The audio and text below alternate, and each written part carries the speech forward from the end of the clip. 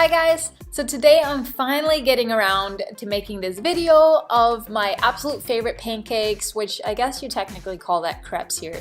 But to me, these are pancakes. Growing up in Denmark, this is how we do them.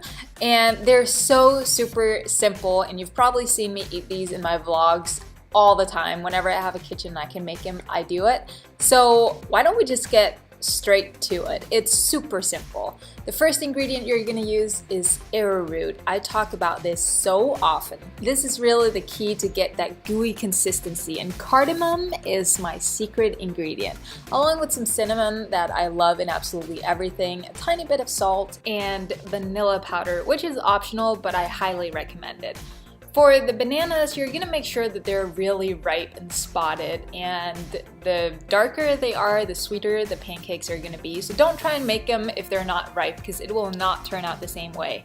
For every banana that you use, you wanna use 2 eggs, and this is basically enough for 1 person. So just add up depending on how hungry you are, and add all the spices, as much cinnamon as you care for. Be careful with the cardamom, because not everyone likes it, and just half a teaspoon would be enough.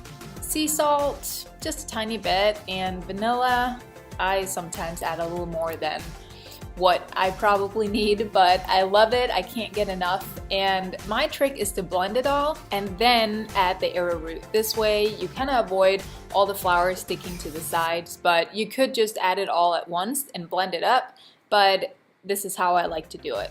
And that's basically it. Move over to the hot pan.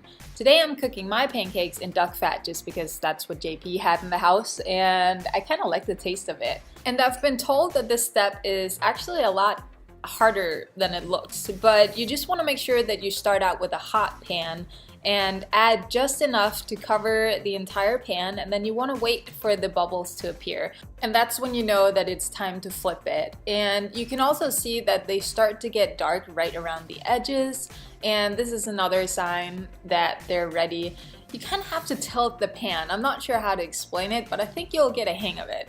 And if you don't have enough arrowroot in there, they could be slightly harder to flip. So also be careful not to add too much arrowroot, or they will just be hard. But I'm sure you'll get the hang of it once you try it a few times. And I add this berry jam once I'm done that I make myself with no sugar, no nasty preservatives, no nothing. And the coconut ice cream that I've also talked about in my blog, I don't like it by itself, but in these pancakes, they are, I mean, it's the best. Then I finish it with my latest obsession, brown rice syrup. And if you haven't tried it, I highly recommend it, but watch out, you might just get addicted. But that's basically it. I eat these pancakes all the time. Whenever I have a kitchen, whenever I can, I cannot stop. So I hope you enjoy this recipe. Let me know what you think. And as a little side bonus, I figured I'd show you how I make my berry jam, because I can't eat these without it. And plus, it's so simple that how could I not? So to make another 3-ingredient recipe, all you'll need is 2 types of berries. I usually go for strawberries and raspberries, but they didn't have organic strawberries, so I went for blackberries. You want to make sure that they're completely defrosted. That makes sure they have a nice and juicy consistency. Pour them in the blender and just finely blend them. I like chunks, so I don't overdo it. Then you want to grab your arrowroot once again, and you just want to take 1 teaspoon and add it in a small glass with a little bit of water. And this is basically just to thicken up the consistency. Then you want to grab a pot, turn on your stove, and basically just pour in the berry mixture and just lightly heat it up. You don't need to bring it to a boil, but just a low simmer.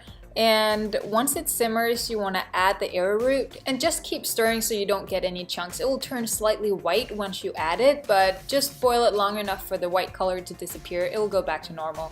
Pour it in the jar and let it cool off, and then you're good to go. So that was 2 simple and healthy 3-ingredient recipes for you. And if you enjoyed this video, don't forget to give it a thumbs up.